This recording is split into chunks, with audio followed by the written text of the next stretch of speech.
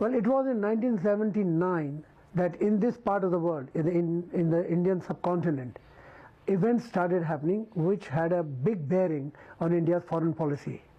What happened was that the Soviet Union troops rolled into Afghanistan in 1979.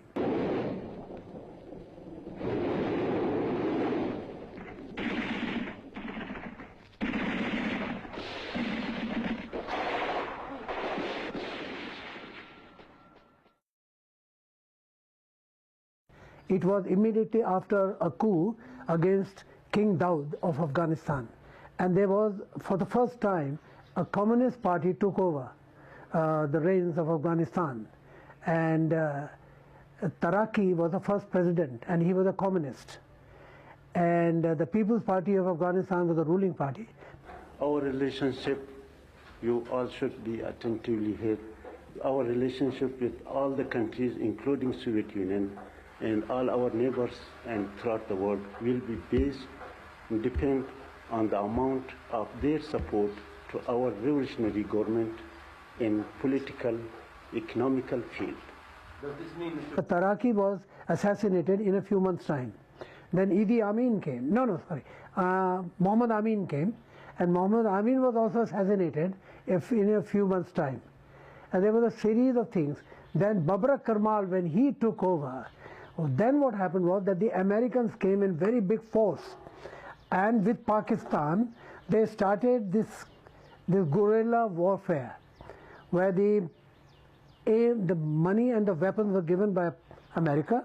Afghanistan की सूरत हाल आज जैसा कि आपको सही मालूम होना चाहिए वो ये है कि पाकिस्तान अफगानिस्तान के अंदरूनी मामलात में दखल अंदाजी नहीं कर रहा है, बल्कि ये अफगानिस्तान के अपने लोग हैं, वहां के अपने बाशिंदे हैं, जिनका कि जिक्र मैंने अभी आपकी खिदमत में किया, जो कि अपनी आजादी की जंग में लड़ने मरने मिटने के लिए तैयार।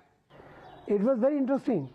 These Israelis had captured a lot of Soviet arms in their fight against Egypt a few years ago, and all this huge haul of Soviet arms with AK-47 and all that, Israel handed over to America. The Americans dumped AK-47, all the arms and ammunition in Pakistan at the helm of Zia-ul Haq. And Zia-ul Haq used those weapons to use for the Taliban and their fight against the Soviet Union and the communist regime in Afghanistan. And what happened was, in a few years' time, the Soviet Union was forced to withdraw. Afghanistan was freed. The communist regime was over, and then a series of events took place, and they're still continuing in Afghanistan in a new era where the Taliban are now attacking the local government.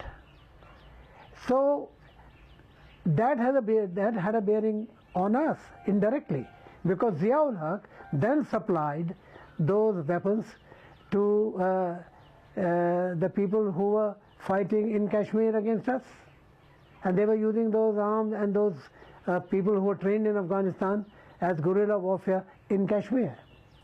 If you look at the history from the 19th century, there was a rivalry between the Russians and Britain. Britain was a colonial power in the 19th century.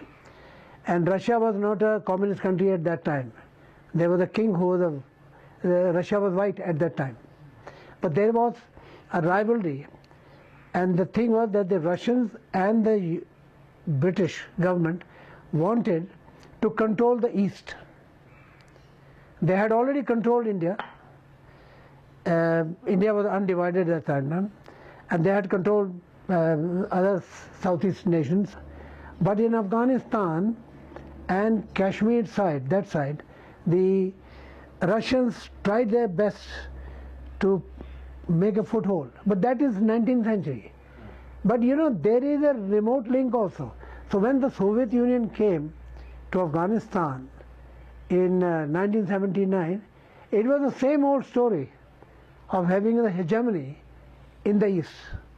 So Americans came rushing down to throw the Soviet Union out from there by hook or crook, and they eventually succeeded with the help of Zia. The thing is that the Americans, their policies have been disastrous as far as Indian subcontinent is concerned. They always back the wrong horse.